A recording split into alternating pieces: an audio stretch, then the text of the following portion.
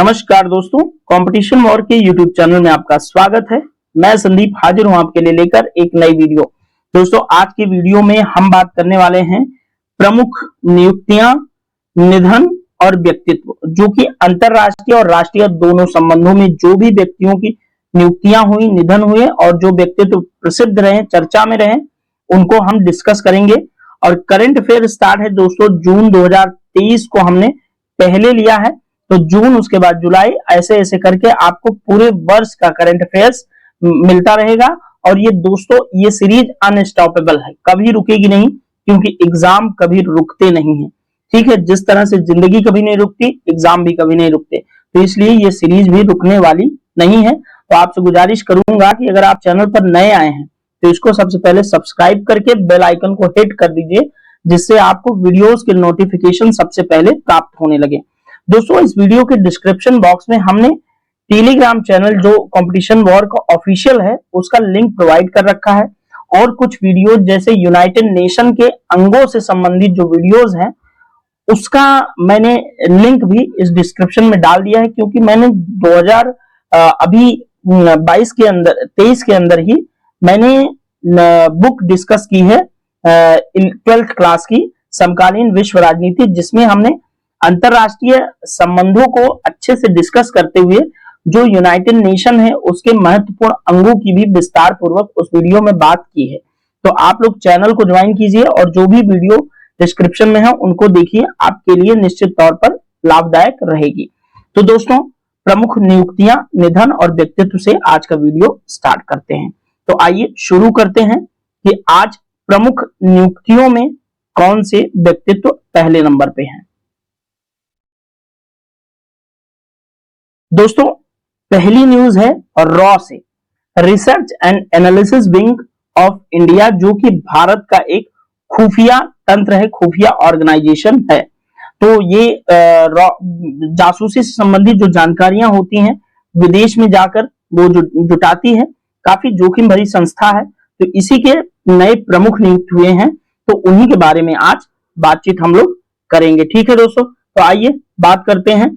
ये जो व्यक्तित्व आपको दिख रहे हैं यहाँ पे तस्वीर में, ये हैं रवि सिन्हा जी।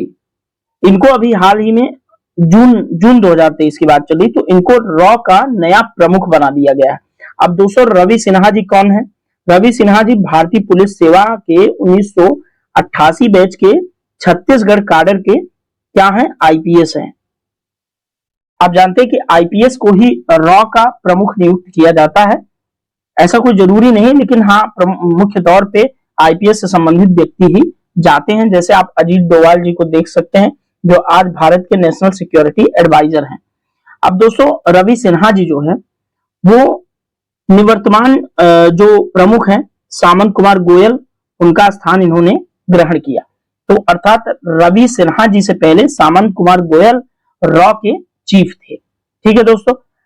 अब दोस्तों, इस नियुक्ति से पहले जो सिन्हा जी हैं वो कैबिनेट सचिवालय में विशेष सचिव के रूप में कार्यरत थे। तो इनके संबंध में इतनी जानकारी आपके लिए इंपॉर्टेंट रहेगी, और एग्जाम में निश्चित तौर पे अगर पूछी जाएगी तो आप आराम से क्वेश्चन कर पाएंगे। अब दूसरी न्यूज है दोस्तों, भारतीय भूवैज्ञानिक सर्वेक्षण यानी कि जूलॉजिकल सर्वे ऑफ इंडिया से तो जीएसआई के नए महानिदेशक नियुक्त हुए हैं। तो नए महानिदेशक की तस्वीर आपको यहां पर दिख रही होगी, तो देख लेते हैं। जीएसआई में, यहां पर जीएसआई में अतिरिक्त महानिदेशक के रूप में कार्यरत जो ये व्यक्ति हैं जनार्दन प्रसाद जी, वो जीएसआई में ऑलरेडी अतिरिक्त महानिदेशक के रूप में कार्यरत थे। ये क्या है? एक भूवैज्ञानिक है, और इन्होंने अब जो है जीएसआई के अंदर ही महानिदेशक का पदभार ग्रहण कर लिया है। तो अब इनको महानिदेशक के रूप में नियुक्त किया जा चुका है। दोस्तों, उन्होंने जो जीएसआई के महानिदेशक के पद पर ग्रहण करते हुए जो पूर्व महानिदेशक थे डॉक्टर एस राजू, उनका स्थान इन्होंने ग्रहण कर लिया है। तो आपको समझ में आ गया होगा कि जो जीएसआई है, जियोलॉजिकल सर्वे ऑफ इंडिया, उसके नए महानिदेशक बन चुके हैं श्री जनार्दन प्रसाद जी, और जनार्दन प्रसाद जी से पहले doctor S Raju geological survey of India के महानिदेशक थे। ठीक है, इतनी बात आपको अच्छे से समझ आ गई होगी। अब आइए आगे चलते हैं, देखते हैं कौन सी और प्रमुख नियुक्तियां हैं। भारतीय प्रतिस्पर्धा आयोग जो है उसकी नई अध्यक्ष नियुक्त हुई हैं रवनीत कौर जी। तो देखते हैं रवनीत कौर जी को, आप यहां इमेज के अंदर देख सकते हैं। तो दोस्तों भारतीय प्रशासनिक जो सेवा है यानी कि आईएएस है, इंडियन एडमिनिस्ट्रेटिव सर्विस, उसकी 1988 बैच की पंजाब कैडर की आईएएस हैं रवनीत कौर जी, जिनको भारतीय प्रतिस्पर्धा आयोग का नया चेयरपर्सन नियुक्त किया गया है। तो याद रखना, अगर आपसे एग्जाम में पूछा जाए कि भारतीय प्रतिस्पर्धा आयोग की नई अध्यक्ष कौन है, तो आप आंख मूंद के रवनीत कौर जी को टिक कर देना। और दोस्तों रवनीत कौर जी इस पद पर 5 वर्षों के लिए नियुक्त हुई हैं। उन्होंने, रवनीत कौर जी ने पूर्व जो चेयरपर्सन थे अशोक कुमार गुप्ता जी, उनका स्थान उन्होंने ग्रहण किया। ठीक है, इतनी जानकारी आपको अच्छे से समझ आ गई होगी, क्योंकि मैं ज्यादा बातें नहीं बना रहा हूं, जबकि मैं आपका स्कोर बना रहा हूं, क्योंकि मैं टू द पॉइंट ही आपको पढ़ा रहा हूं। मैं नहीं चाहता कि आप टाइम वेस्ट करें किसी खराब चीजों के चक्कर में पढ़ के, क्योंकि मैं खुद प्रतियोगी हूं, तो मैं समझ सकता हूं कि एग्जाम के अंदर किस तरह के सवाल आपसे पूछे जाते हैं। और दोस्तों अब चौथी जो न्यूज है वो आरबीआई से है, और आरबीआई से न्यूज है तो आरबीआई का लोगो देख लेंगे, और ये व्यक्तित्व हैं जिनके बारे में आज की न्यूज है। तो दोस्तों आरबीआई के चौथे डिप्टी गवर्नर नियुक्त हुए हैं। तो अब चौथे का कैसे डिप्टी गवर्नर, क्योंकि दोस्तों भारतीय रिजर्व बैंक जो होती है उसमें डिप्टी गवर्नर के 4 पद होते हैं, और अब तीसरा, अब इनके बारे में पहले देख ले। 4 पद होते हैं, ये तो आपने देख लिया। तो अब भारतीय स्टेट बैंक जो है एसबीआई, उसके प्रबंध निदेशक के रूप में कार्यरत थे स्वामीनाथन जानकी रमन जी, जिनको भारतीय रिजर्व बैंक में अब डिप्टी गवर्नर के रूप में नियुक्त किया जा चुका है।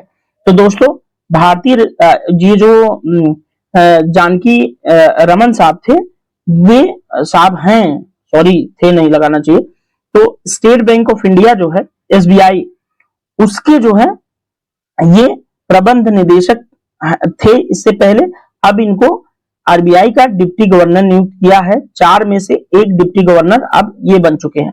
और 3 अन्य डिप्टी गवर्नर कौन कौन से हैं, ये भी आपके लिए इंपॉर्टेंट है। तो माइकल देवव्रत पात्रा, एक, दूसरे टी रविशंकर, और तीसरे एम राजेश्वर राव, और चौथे डिप्टी गवर्नर के रूप में कौन नियुक्त हुए, स्वामीनाथन जानकी रमन जी। ठीक है, इतनी जानकारी आपके लिए इंपॉर्टेंट है, और इसको मैं इंपॉर्टेंट सेक्शन में रख देता हूं।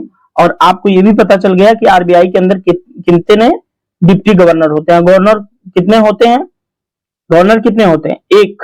और इस समय आरबीआई का गवर्नर कौन है, आप लोग कमेंट बॉक्स में जरूर बताएं। चलिए आगे बढ़ते हैं। अब दोस्तों अगली न्यूज है सेल से। इन व्यक्तित्व को आप देख लेना, और सेल का लोगो आप देखते चलना। अब दोस्तों सेल जो steel authority of India limited है, उसके नए एमडी बनाए गए हैं।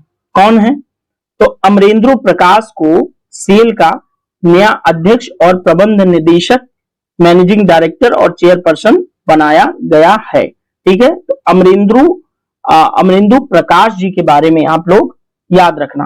दोस्तों अमरेंद्र प्रकाश जी जो हैं वह पहले सेल के जो बोकारो स्टील प्लांट है, तो सेल की शाखा बोकारो में है छत्तीसगढ़ के अंदर, तो वहां के प्रभारी थे। ठीक है, सेल के जो बोकारो प्लांट है वहां के प्रभारी थे कौन, अमरेंद्र प्रकाश जी।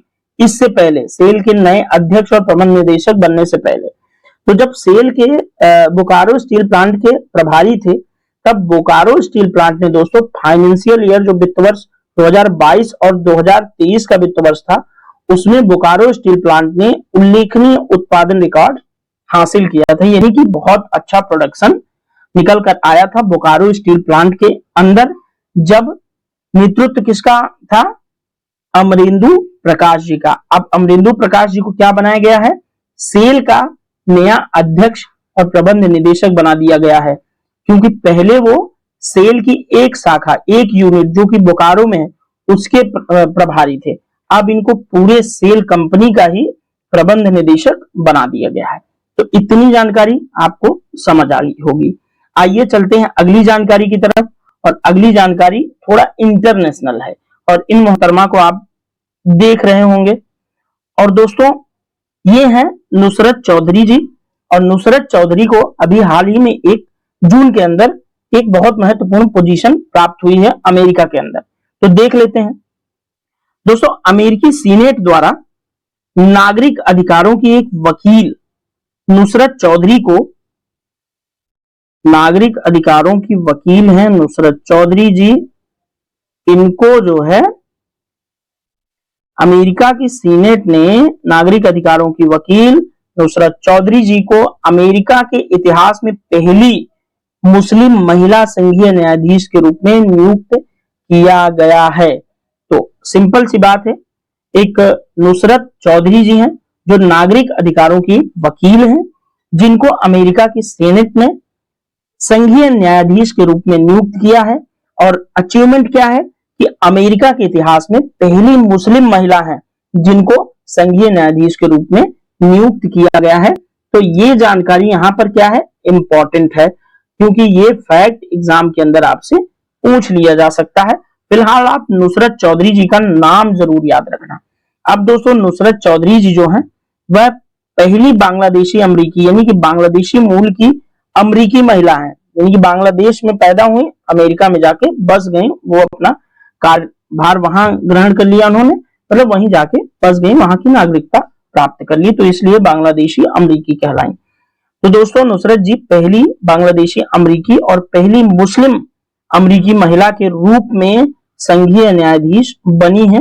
ये कुल मिला के एक माइलस्टोन है। ठीक है दोस्तों, तो नुसरत चौधरी जी को आप लोग याद रखना, आपके एग्जाम में इनसे सवाल पूछे जा सकते हैं। आगे बढ़ते हैं। एथलेटिक्स के लीजेंड गुरबचन सिंह रंधावा जी से न्यूज है। गुरबचन सिंह रंधावा जी की तस्वीर आप देख सकते हैं। और दोस्तों न्यूज क्या है गुरबचन रंधावा सिंह जी से, तो ये अभी जो है भारतीय एथलेटिक्स महासंघ चयन समिति जो है उससे इन्होंने इस्तीफा दे दिया जून 2023 में। ठीक है, अब देखिए भारत के महान ट्रैक और फील्ड खिलाड़ी हैं। ये गेम आपसे पूछे जाते हैं सवाल एग्जाम के अंदर, जैसे पीसीएस जैसे सवाल के अंदर पूछ लिया जाएगा कि गुरबचन सिंह रंधावा जी कौन से खेल से संबंधित हैं, तो आपको याद रखना है ट्रैक और फील्ड खिलाड़ी गुरबचन सिंह रंधावा जी।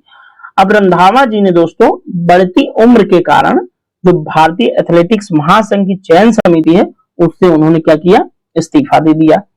अब इनके बारे में थोड़ा सा और जान लीजिए। रंधावा साहब को दोस्तों 1961 में अर्जुन पुरस्कार से सम्मानित किया गया, खेल के क्षेत्र में बहुत ही महत्वपूर्ण पुरस्कार है। और 2005 में इनको क्या मिला, पद्मश्री भी मिल चुका है रंधावा साहब को। ठीक है, अब दोस्तों 1964 के अंदर इनकी अचीवमेंट क्या रही है। 1964 में जब टोक्यो के अंदर ओलंपिक हुआ तो इन्होंने 110 मीटर बाधा दौड़ में 5वें स्थान पर रहे थे। और दोस्तों इस ओलंपिक के अंदर जो टोक्यो ओलंपिक 1964 वाला था उसमें भारतीय दल के ध्वजवाहक के रूप में भी गुरबचन सिंह रंधावा जी ने भाग लिया था। ठीक है, इतनी जानकारी रंधावा साहब से आपको काफी हेल्प करेगी एग्जाम के अंदर नंबर बटोरने में। अब दोस्तों अगली जो हमारी 7वीं जो न्यूज है वह न्यूज है थोड़ी सी इंटरनेशनल है और इटली से है, थोड़ी सी नहीं पूरी इंटरनेशनल है, इटली से है। तो इटली के एक व्यक्तित्व थे जिनका नाम सिल्वियो बर्लुस्कोनी है। सिल्वियो बर्लुस्कोनी था। अब सिल्वियो बर्लुस्कोनी कौन थे, 4 बार के इटली के प्रधानमंत्री रहे थे। अब इनका 86 वर्ष की आयु में दोस्तों क्या हो गया, निधन हो गया, ये स्वर्ग सिधार गए। ऐसा भारतीय माइथोलॉजी के अनुसार होता है कि कोई व्यक्ति जब डेथ होती है किसी की तो वो स्वर्ग ही जाता है, नरक में कोई नहीं जाता। खैर ये तो थोड़ी सी अलग बातें रही। तो दोस्तों इनको जो पूर्व प्रधानमंत्री सिल्वियो बर्लुस्कोनी साहब हैं उनको क्रोनिक ल्यूकेमिया कैंसर टाइप का कुछ बीमारी थी जिसमें उनको अस्पताल में भर्ती कराया गया था। और इनको कोरोना से भी ये पीड़ित थे। तो कुल मिला के ये इटली के व्यक्तित्व हैं, पूर्व प्रधानमंत्री रहे हैं 4 बार।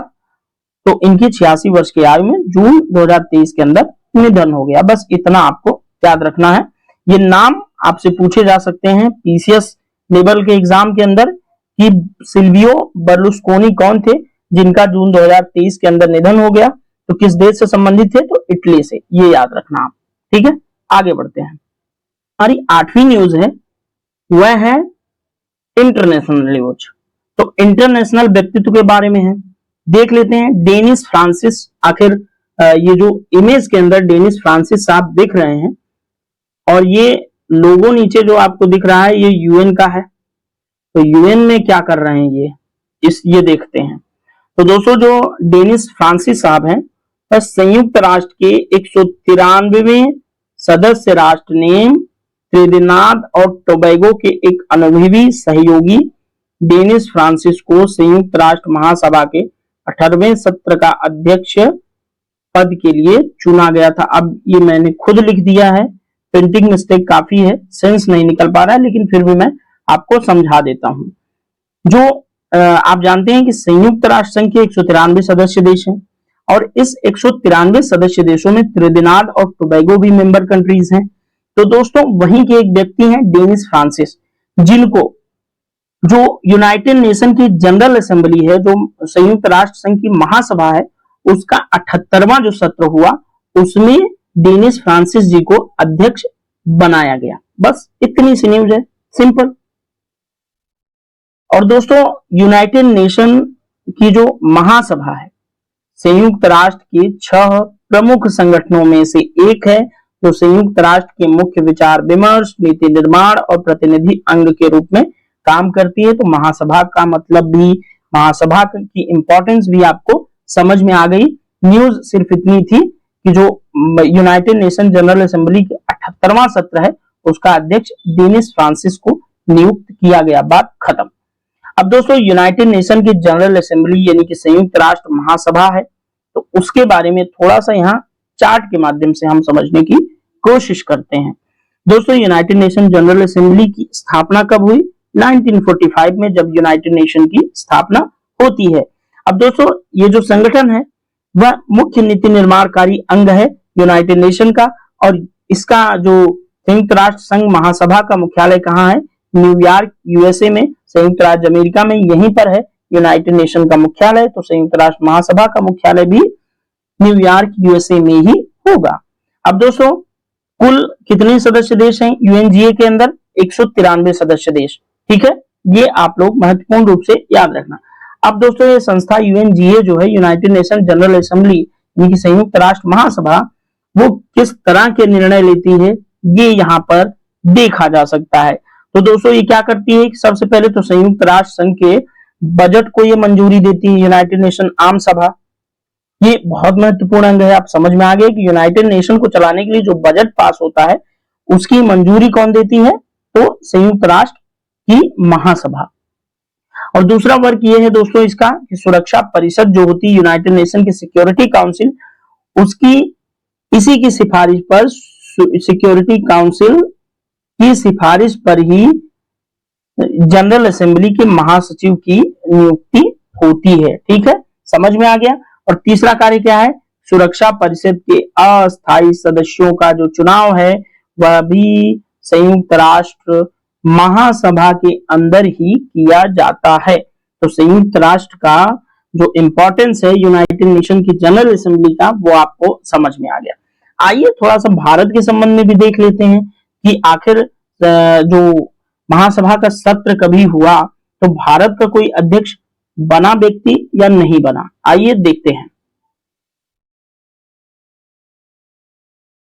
दोस्तों ये व्यक्तित्व आप देख के शायद कुछ लोग कुछ याद कर पा रहे होंगे, नहीं याद कर पा रहे हैं तो चलिए बता देता हूं। दोस्तों भारत को संयुक्त राष्ट्र महासभा की अध्यक्षता का अवसर प्राप्त हुआ 1953 में, 1953 में, जब दोस्तों भारत की तरफ से श्रीमती विजय लक्ष्मी पंडित जी ने संयुक्त राष्ट्र महासभा के 8वें सत्र की अध्यक्षता की थी। तो 1953 में हुआ संयुक्त राष्ट्र महासभा का 8वां सत्र, जिसकी अध्यक्षा बनी श्रीमती विजय लक्ष्मी पंडित। और दोस्तों, श्रीमती विजय लक्ष्मी पंडित जो थी वह संयुक्त राष्ट्र महासभा की पहली महिला अध्यक्ष थी। ये आपके लिए फैक्ट मोस्ट इंपॉर्टेंट है। ठीक है दोस्तों, ये फैक्ट क्या है, मोस्ट इंपॉर्टेंट वाला फैक्ट है कि यूनाइटेड नेशन की जनरल असेंबली में जो पहली महिला अध्यक्ष चुनी गई वो कहां से थी, भारत से थी। तो इसीलिए तो कहा जाता है कि भारत विश्व गुरु था, क्योंकि भारत की महिलाएं 1953 में इतनी पढ़ी लिखी थी। चलो कुछ ही थी, लेकिन पढ़ी लिखी तो थी, इतनी ज्यादा कि वर्ल्ड के अंदर एक जो महापंचायत है यूनाइटेड नेशन, उसकी जनरल असेंबली में अध्यक्ष चुनी जा सके। ठीक है, और ये दोस्तों विजय लक्ष्मी पंडित जी से अगर आपको कुछ याद आ रहा होगा तो नहीं, तो फिर मैं बता देता हूं। जो हमारे भारत के पहले प्रधानमंत्री थे पंडित जवाहरलाल नेहरू जी, उनकी सिस्टर थी। ठीक है, तो जो विजय लक्ष्मी पंडित जी हैं उनकी सिस्टर थी। अब दोस्तों, यूनाइटेड नेशन का थोड़ा सा स्ट्रक्चर यहाँ पर मैंने दे दिया है आप लोगों के लिए, सहूलियत होगी आपको समझने में। आप इसको थोड़ा सा समझ लेना। देखो कभी कभी क्या होता है, इरेज हो जाता है, ये सब टेक्निकल प्रॉब्लम यही सब होता है ऑनलाइन के अंदर। तो यहाँ देख लेना, ये जो मैंने क्या बोलते हैं दे दिया है आपके लिए एक स्ट्रक्चर। इस स्ट्रक्चर को थोड़ा सा आप समझ लेना। इसके अंदर पूरा दिया हुआ है, जनरल असेंबली में कितने मेंबर, कितने वोट किसके पास, वीटो तो सारा कुछ दिया है। उसके कौन कौन से अंग है, जैसे सेक्रेटरी जनरल का अंग है, फिर पीस कीपिंग फोर्सेस हैं, इकोसोक है, ये सब और भी कुछ यूएन के ऑर्गन्स हैं, ये आप लोग देख लेना। चलिए थोड़ा सा आगे बढ़ते हैं। आगे बढ़ते बढ़ते हम आ गए थोड़ा सा अंत में, यानी कि ये वीडियो यहीं पर एंड करते हैं। और आपका बहुत बहुत धन्यवाद, आपने हमें इतना कीमती वक्त दिया। आपने हमें नहीं, खुद को भी दिया और हमें भी दिया, हमारे चैनल को दिया, इसके लिए आपका बहुत बहुत धन्यवाद। और दोस्तों अंत में एक जानकारी शेयर करूंगा, कंपटीशन वॉर का ऑफिशियल टेलीग्राम चैनल है, इस ग्रुप में आप जुड़ जाइए। और ये मैं हूं, आप देखते रहिए, इसी तरह की वीडियोस मैं आपके लिए लेकर आता रहूंगा और आपके लिए एग्जाम को सरल बनाता रहूंगा। ठीक है दोस्तों, तो आज के लिए इतना ही। Thank you so much. और वीडियो को लाइक, शेयर और चैनल को सब्सक्राइब करना बिल्कुल मत भूलिए। और आप लोग अगर वीडियो देखते हैं तो कमेंट तो जरूर ही कर दिया करिए। ठीक है, थैंक यू सो मच।